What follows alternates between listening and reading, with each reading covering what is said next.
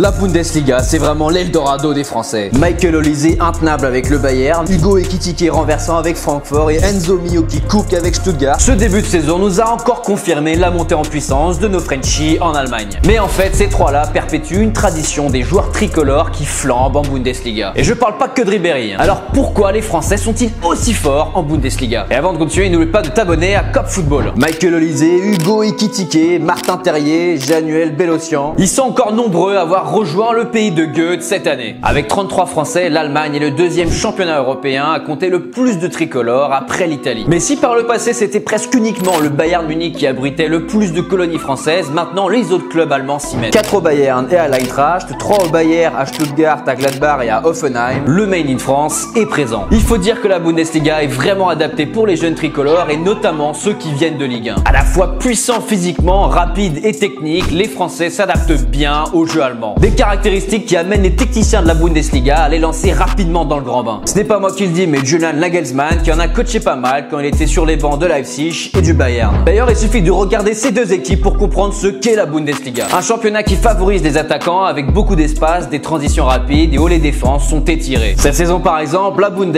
affiche encore 3,22 buts par match en moyenne. C'est la plus élevée des 5 grands championnats après la PL. T'ajoutes à ça des coachs qui font confiance aux jeunes, des environnements sains et on obtient un championnat assez idéal pour permettre l'éclosion des tricolores. En fait, les clubs allemands offrent un bon compromis entre l'élitisme que l'on peut par exemple voir au PSG et le niveau parfois décevant des autres équipes françaises. Là où Paris met ses pépites dans une concurrence accrue, les clubs allemands offrent un environnement plus apaisé. Parmi ces titis parisiens exilés, on a du Kingsley Coman, Christopher Nkunku, Moussa Diaby, El Shaddai Bichabou ou encore Dina Ebimbe dans l'histoire récente. Certains ont eu du temps de jeu, d'autres non, mais aucun n'a réussi à s'imposer dans un club qui n'a pas le temps d'attendre. Et on retrouve d'ailleurs cet exode du côté du Stade Rennais qui a pleinement exploité l'intérêt des Allemands. Il y a eu Mathys Tel, Sacha Boey ou encore Jorginho Rutter dont les transferts ont permis l'éclosion en Allemagne. Et même des joueurs qu'on peut qualifier de moyens comme Alassane Plea ou Anthony Modeste y ont passé la barre des 20 buts sur une saison. Des performances rendues possibles grâce au cocon sans pression médiatique que peut offrir l'Allemagne. Et puis l'ADN du football allemand, c'est de ne pas brider les équipes et toujours jouer vers l'avant pour créer des espaces. Presque un football total finalement où ça va dans tous les sens. Mais globalement, c'est toute la Ligue 1 qui fait office de laboratoire pour la Bundes